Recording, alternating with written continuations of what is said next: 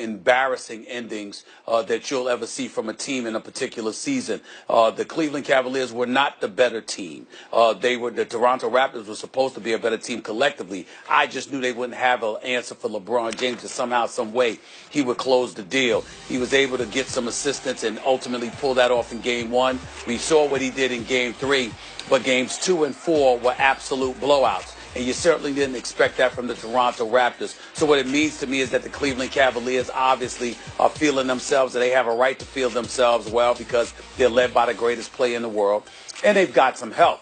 The flip side to it is that Toronto clearly is going to subject themselves to some wholesale changes. DeMar DeRozan and Kyle Lowry simply can't coexist, not if you're trying to vie for a championship, along with some of the other pieces that they have. And unfortunately, one of the great coaches in the game today, Dwayne Casey, may end up losing his job after a performance like this in this semifinal series. It's really a sad ending to an otherwise excellent season. Stephen, you remember that period in the season where Cleveland wasn't going so well? They reset their roster. Is there a chance they just continue to improve? Are they a team that continues to improve as they play together longer?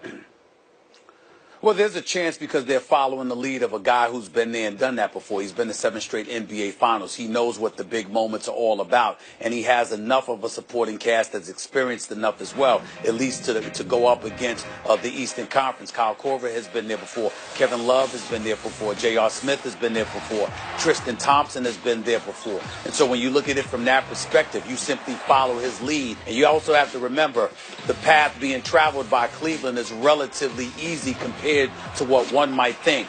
Indiana was a relatively young squad on the come up. We just saw a star in Victor Oladipo, and they're pesky, and as a result, they show up and they fight. The Toronto Raptors, LeBron James is their kryptonite. He affects them in a profoundly negative fashion, completely demoralizes them and strips their heart right out of their chest every time he goes up against them in the postseason. And so what you have left is a Philadelphia 76ers team with one playmaker who can't shoot from the perimeter in Ben Simmons, and another bunch of parts that can shoot from perimeter but can't do much else in terms of creativity.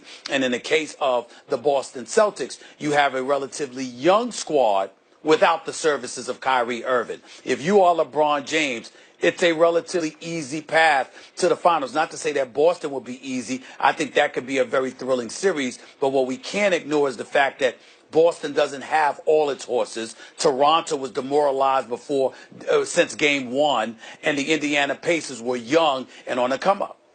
Stephen A. Smith, we'll see you on the TV tomorrow. Thanks for joining in. You know it.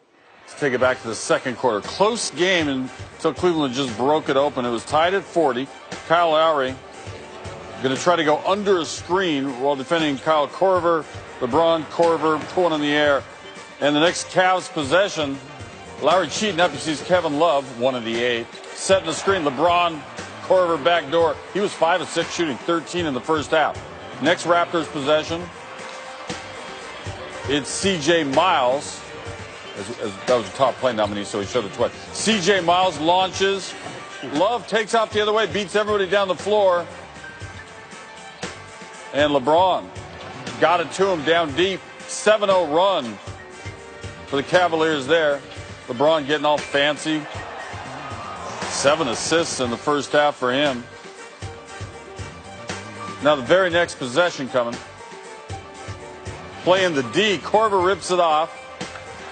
And the Cavs rush it the other way. Smith all alone in the corner. And the Cavs were up 61-47. Remember, it was tied at 40. So they're just running off. LeBron, he's a man. And the Cavs end the first half on a 23-7 run. Led 63-47 at the break. And that was that. They move along. So the Cavs went on a big closeout there in the second quarter.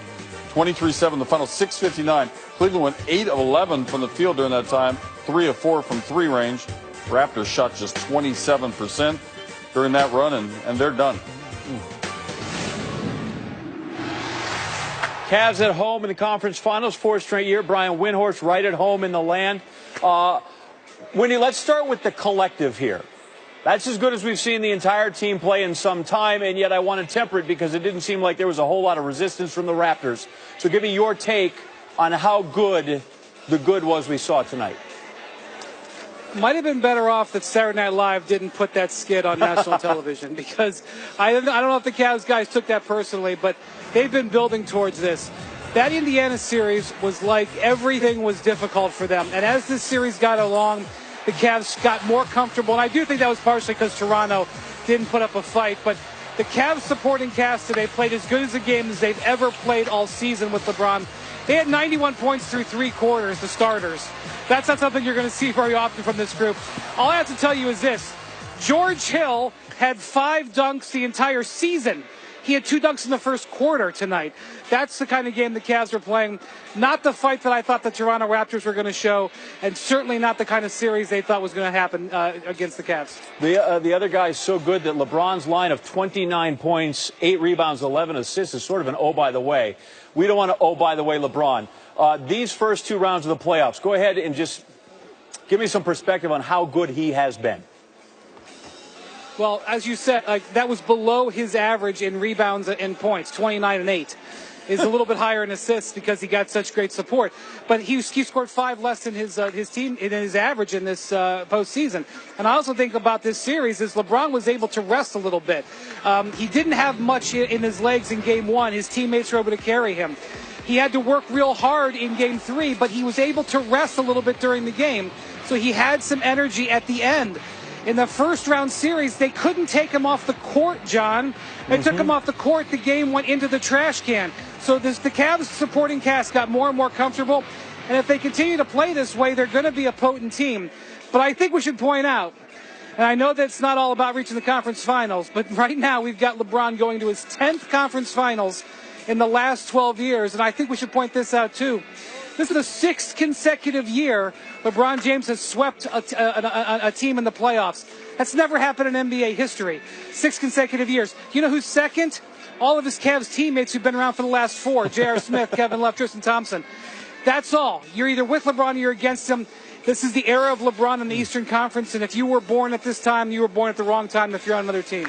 Yes, and this time they sweep the number 1 seed, and most importantly, their 4-game sweep allows for precious rest for a long time for LeBron here. Thank you, Brian Windhorst. All right, you've heard folks talking about him. Soon you will hear from him. LeBron coming to the podium soon. You'll hear him live on SportsCenter when he does. We have great camera angles established for that press conference. And they're still processing in Philadelphia how the Sixers avoided a sweep. Keep their playoffs hopes going. That's all next on SportsCenter.